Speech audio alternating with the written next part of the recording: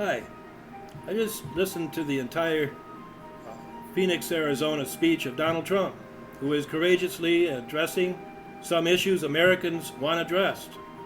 But politicians and candidates, and also Minnesota judges and federal judges from both parties, refuse to confront and resolve these issues and a whole range of issues he's bringing up, like trade and defense, and so forth, which I'll discuss.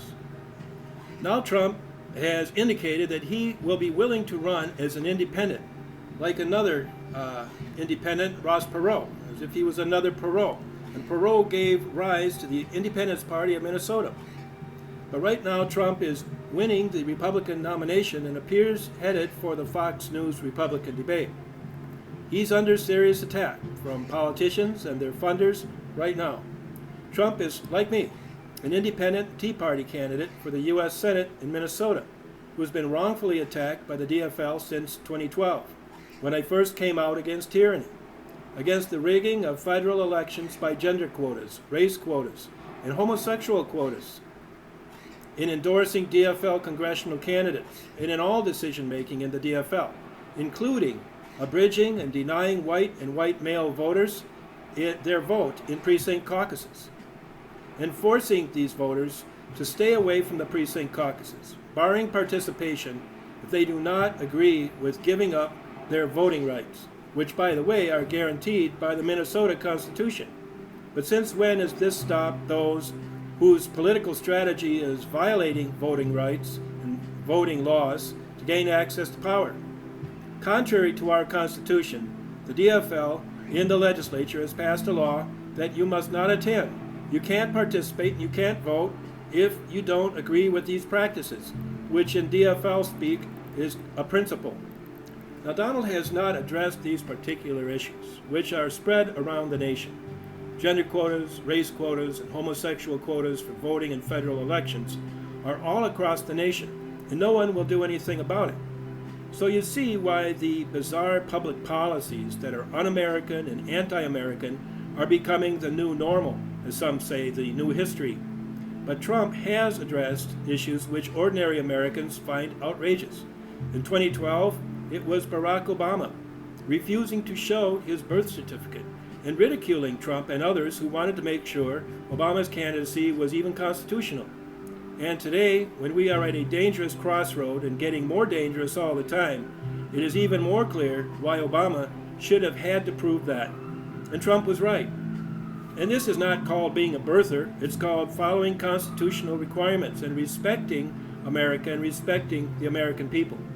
And actually refusing to allow and require inspection of Obama and his documentation of his birth was whose real family was in Kenya. This was the first dangerous thing that the U.S. Supreme Court did. No one would allow anyone to ensure that this man is a straight-up American citizen, and there is much evidence to the contrary, speaking of Obama. So Trump is saying that rights and legal requirements are necessary and need to be confronted and enforced, and somehow that goes against political correctness. But we can't make public policy without these needed laws and protections from our Constitution. And the nation is disintegrating, as in the final days of the Roman Empire. And many who attack the United States, including by voting for Barack Obama and his bizarre initiatives, would readily compare the United States to an empire. You've heard the word imperialist. That's empire. And Obama is clearly anti-American empire. If it is an empire, which it isn't, it's a democracy. It's a country that represents you, no matter if you attack her or not. And it is foolish not to take care of your country right now. It's like shooting off your own foot. So I believe the independent voters support this. What I am saying about really securing our rights and really enforcing legal requirements, it is dangerous not to, because our nation is falling behind on education, because public school teachers are teaching their own values instead of educating students on American history and civics, that is, participation as an informed voter who will uphold the Constitution, respect the laws. Because of this failure of education, of political socialization, our elections are being determined without free speech, without free association, trampling on the rights of individual voters and people who really aren't interested. But this is what we need to do. We need to establish and implement under constitutional procedures and due process good public policy. A good example, sex offenders in Minnesota. The DFL pushed through draconian laws to basically lock away any convicted sex offender for life and do experiments on them, even though they did not receive life sentences. It took years for a federal judge to tell the state that they are violating the Constitution. Minnesota is violating the U.S. Constitution. But the state, still can't figure out what to do, and the unconstitutionality goes on. The state has kicked the can down the road. No changes in the program yet. Mark Dayton is too busy snookering the Republicans to give his commissioners huge raises. And now that is the result of addressing this dangerous issue of sexual predators. And Bill Clinton was not a sexual predator. I don't even think that Bill Cosby is. But these are real sexual predators, and the issue is being addressed without the U.S. Constitution. I'm talking about sexual predators, and there's like 750 of them that they found co-located. And instead of relying on the Constitution, because we're acting without the constitutional authority, we're just relying on gender quotas, homosexual quotas, race quotas, and the mob mentality. Where at election time, everyone is just shouting, yelling, and fighting for positions, and the courts don't enforce election laws, and the TV just loves the spectacles and rakes in billions of dollars from the national parties and eliminates any competition to their good thing. Now, in 2016, we need to use the internet, mobile communications, new sources of news and political information that beat the so-called mainstream media to the story every time and give you much more information, allowing you to decide and make an informed decision. But as a result of the failure of the political system today in Minneapolis, in two wards, North and South Minneapolis, these are areas where only 50% of the K-12 students even graduate from high school, and now there are nearly 750 registered sex offenders in this area, plus the large numbers locked away for life in Minnesota prisons, unconstitutionally. And the DFL is purposely building a coalition based on immorality, on promiscuity, on obscenity, and attacks on the family, and on religious morality, on Christianity. And I respect all religions that make man and woman better, that respect life, and seek the quality of life God intends for us, what in America we call the American dream. But the only solution the DFL can come up with is, let's spread the sex offenders around. So every part of the Minneapolis area can have an equal opportunity for a rape or sexual assault. And they can't see the connection between what they are doing to get votes, to bamboozle the young, inexperienced voters they target, the same people sexual predators target. They can't see the connection between their own actions and the inevitable results. And they refuse to do anything but try to lock up the product of their actions and throw away the key and party on. It's mass incarceration, and it's what Obama is starting to talk about. So Minnesota's sex offender program is like the border situation Trump has focused on, where Americans of all races and walks of life are being randomly killed by persons not only illegally in the country, but people arrested multiple times for violence, killing, and released to kill again, because of politicians, Democrats, who look past this, hoping to harvest votes for future elections, hoping they can control the budget and impose ridiculous new social ideas on all the states. And I have also focused on the border and immigration since 2010, when I first announced for the U.S. House of Representatives. I said we need bilateral cooperation between Mexico and the U.S. to ensure security, a secured border, but also people safe and secure, and to protect human rights. And I want to focus on the entire border region, viewed as an international border zone. Trump noted that 80% of girls coming across the border illegally report that they have been raped or sexually assaulted on the way. I noted the same thing. In my race against Al Franken in 2014, I cited the Wilberforce Amendment, designed to protect these girls against violation and prostitution. And I decried the fact that Amy Klobuchar, Al Franken, and Barack Obama not only will not follow it, but cynically pimp out these girls to gain public support for amnesty for Democratic voters. Because that's what their nefarious plan is, to create tens of millions of new Democrats. And they know it, and you know it. But the sex offender situation, like the border, is festering and creating grave danger because the politicians are more interested in gaining an advantage in highly partisan elections than in restoring law and order and securing the border. And as I pointed out in 2010, and still today, the best place to start to really solve the border situation is the Treaty of Guadalupe Hidalgo, an 1848 executive agreement modified by treaty, which ended the Mexican-American War, started by Mexico against the northern reaches of their then empire, Hispanics in places such as Colorado. It's a good place to start because that 1848 treaty established not only the border, but it established good neighbor relations between our two countries. And that is what we must restore. We must take back America, the heart and brains and soul of America, and we must take back good neighbor relations with Mexico and Latinos. Somebody said, why is an Arizona newspaper complaining that undocumented illegal immigrants fall and injure themselves because the fences trying ineffectively to solve this problem are 15 feet high? How many of you have tried to climb and then drop over a 15-foot fence? And people were incredulous because they say, that's the purpose of a high fence, to deter that climb. But I talk about good neighbor relations. And for two countries at peace, is it our purpose in establishing our immigration policy to injure Mexican nationals? Would we want Americans injured if they somehow climb that fence to get into Mexico? What we need is a comprehensive solution. And I've laid that out in 2010. We debated it, Teresa Collette and I, on KSTP TV, in a broadcast debate on television for the U.S. House of Representatives. And I will update that comprehensive solution in my next video on this subject. But now I want to turn back to the independent voters because they are the heart of America that we need to take back in 2016. In 2014, when I was nominated in a statewide primary to run against Al Franken, the New York comedian who is the celebrity figurehead of the Minnesota DFL party, figure that one out if you can.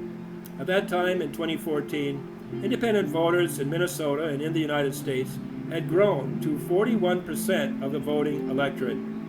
Of course, because of all the suppression of free speech and freedom of association during the federal elections, on Election Day 2014, many of these voters stayed home, as Minnesota had the worst turnout in many decades, and Al Franken continued as the celebrity figurehead of the clueless DFL party for another 6 years.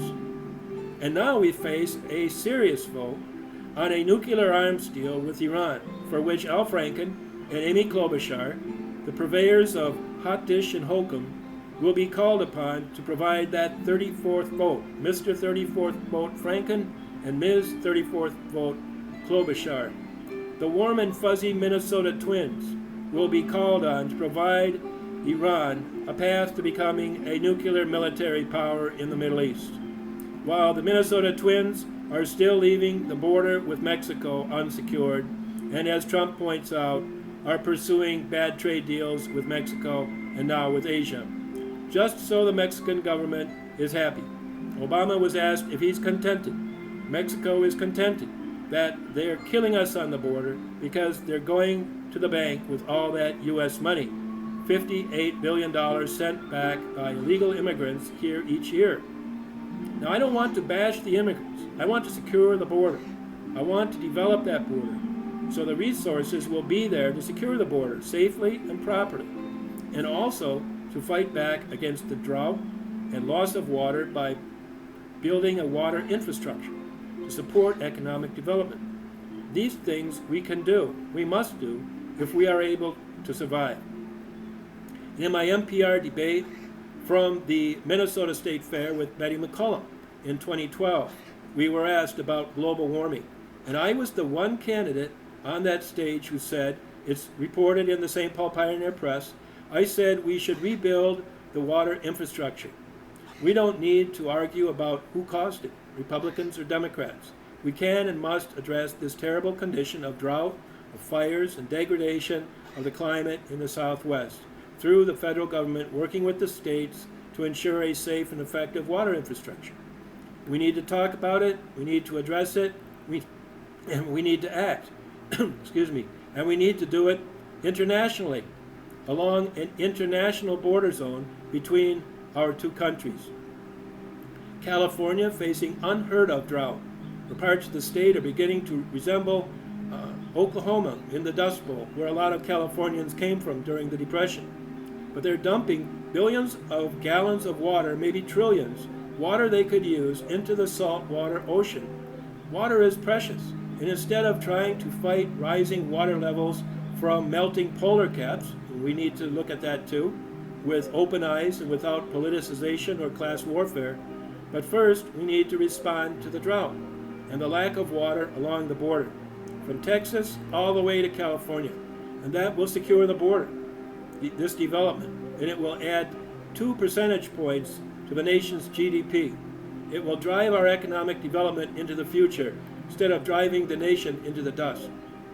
I digressed from the voting rights issue a bit to hit some of the key issues in the 2016 campaign raised by Donald Trump and to show why correct public policy and constitutional order is important.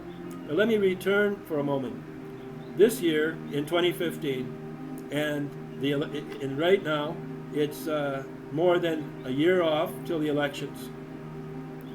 But the voters, not surprisingly, are even less impressed with our government and elections under the control of money and under the control of the two national parties, Democrats and Republicans. Now, fully 45% of likely voters, up from 41% in 2014, say they do not identify as a Democrat and they do not identify as a Republican, but as an independent voter. For the first time in history, following Obama's re-election and the pushback in 2014, which Al Franken ran away from, and in which Minnesota Democrats and Republicans tried and think they have eliminated the Minnesota Independence Party from the federal ballot, today the number of independent voters strongly outnumbers the Democrats and Republicans combined. Independent voters blow away the dependent voters in the polls. If you combine those who identified as Democrats with those who identified as Republicans, that's only 47%. What was it somebody said about the 47%? Well, that's the new 47%. Voters who hold their noses at the National Democratic Party and the National Republican or GOP Party. And that's only 92%. Independents right now actually outnumber those who identify with the Democrats and Republicans combined. So let's do this thing. Because if you look at the 8% who identify with some party, as in Minnesota we have the Minnesota Independence Party, inspired by Ross Perot, taken over by progressives, who destroyed the party to ward off Pat Buchanan when he ran for president. But you add that 8% to those who simply say independent, and now you have 53% of Americans who do not identify with either major party. In the words of the U.S. Supreme Court, their political preferences lie outside the two major parties.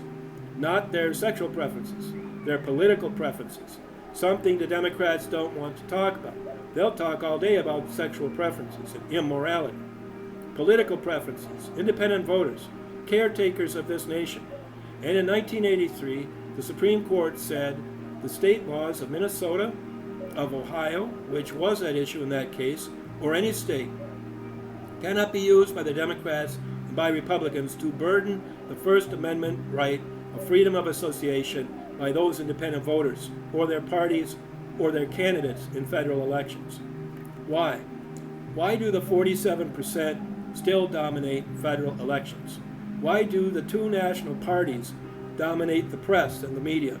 Because the media want money, billions of dollars. They want to buy the election. They do not want people to be informed and able to make intelligent voting choices. They want to obfuscate the elections and befuddle potential voters, the sovereign people of this nation. But 53% of the people want to take the money out of politics. 47% like to have the money in politics because they still think it's a big party, that it doesn't matter what happens. They represent certain sides of the two parties, Democrats and Republicans, and they expect to get certain benefits if their party wins. But they'll do all right either way. Either way, they have the government paying for them, or their business will benefit if their party wins the election. Trump talked about silent majority, but that's just the people at the border you saw in Phoenix or heard about.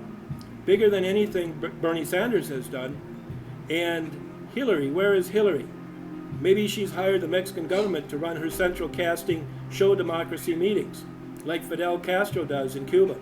Show democracy meetings. But the erstwhile silent Americans are aroused. John McCain says Trump fired up the crazies.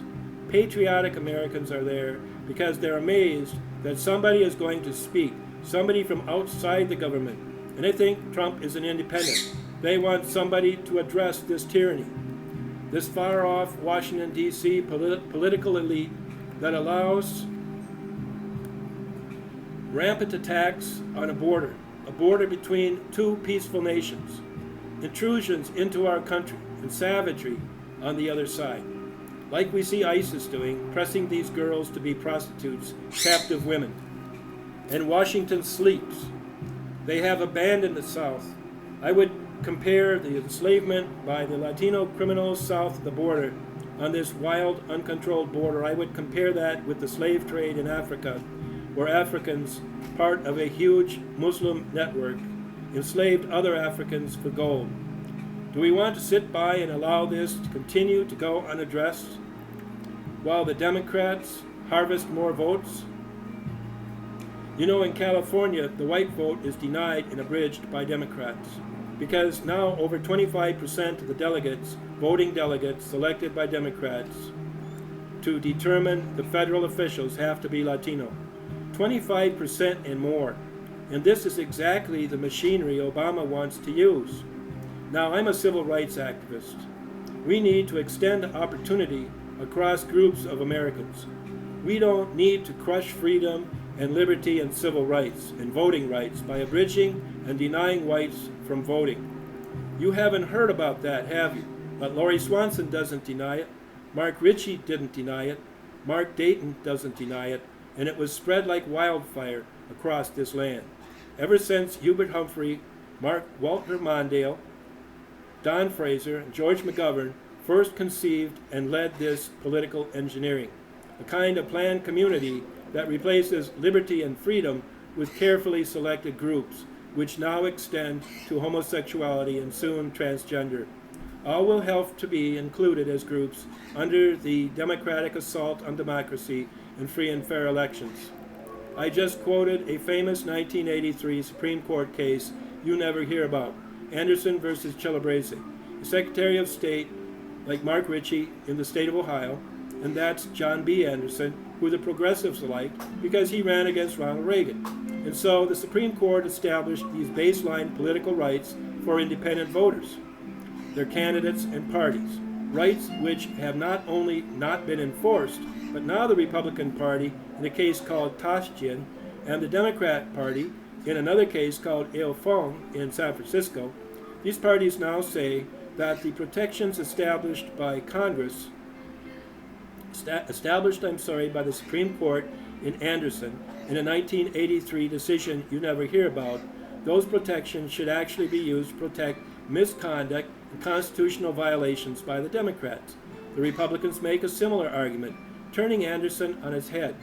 And of course, all this is sleepily ignored by Minnesota courts. But now the DFL, Mark Ritchie, Lori Swanson, Mark Dayton, and Michael Davis, their federal judge, all say the DFL cannot possibly be abridging and denying the voting rights of whites in violation of the 15th Amendment to the U.S. Constitution, or abridging and denying voting rights of white men and all men in violation of the 19th Amendment to the U.S. Constitution. Why? Because they are, says Michael Davis, Mark Ritchie, Steve Simon, and Lori Swanson, they are exempt from the U.S. Constitution. And I've got more information about this on my YouTube site, Steve Carlson. I'll tell you right now, when I ran for Congress for the U.S. House of Representatives as the IP nominee in 2010 and 2012, and for the U.S. Senate as IP nominee in the last election, 2014, I did not run on the rights of independent voters. That's because I believed the elections were free and fair. I believed that legal rights of independent voters in Minnesota, in the Minnesota Independence Party, I believed those rights were real. But I found out it's a game. It's a game you never hear about or learn about because the press is complicit up to their necks. They're in bed with these two dirty national parties, and they're down for the dollar. They want the money. They've sold out our birthright, our Constitution, and our democracy, and our leadership in the free world to get their hands on that money. And they're professional actors because the press has migrated to television and video. The political news is mixed in with entertainment, or in many cases is the entertainment. And Al Franken, who is a media professional who's afraid to appear with a major party candidate in a debate on television, is an excellent example of what our precious democracy and our precious rights have been reduced to. But they tinker with marriage, sell babies' body parts at Planned Parenthood, abortion on demand, chase Christianity into the sanctuary and out of the public square, teach your children so-called sex education, and now begin to forcibly teach them that they are neither boy nor girl, eliminate husband and wife as legal terms, as they have in Minnesota and now in California. This you get. This is what's left of your precious Constitution and democracy. Well, this is tyranny. Tyranny has arrived, and this election is about that. And Donald Trump gets rousing support, not because he's divisive, not because he's against Hispanics or Mexico, but because he begins to confront this tyranny. And I am confronting this tyranny. And I seek your support for President of the United States in 2016 as an independent candidate. And I hope that Trump and Bernie Sanders and their supporters will force the state to restore our Minnesota Independence Party voting rights. But I am competing with Trump on these issues, as I will set out, and on the need to follow the Constitution, have free and fair elections, and pass good laws that address situations that desperately need to be addressed, and to protect our country and its people overseas and here in the United States. I want to promote human rights abroad. I want to stop the barbarism and stabilize the world and work with the community of nations to move forward in the light of the leadership of the United States, not the pagan religion Anthony Kennedy and the Democrats are creating in this land, but real freedom, real responsibility, real opportunity, the blessings bestowed on this land by God, which are real and which we do not want to lose. Trump is running on most of my issues. The first issue I addressed in 2010 was immigration. The first issue I debated was trade, including trade with China and its impact on our economy and our nation.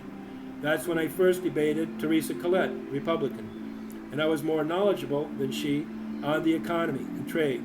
And I try to focus on that and on creating jobs. There's a lot of good heart about Trump, a lot of brains good about him, and a lot of ability good about him.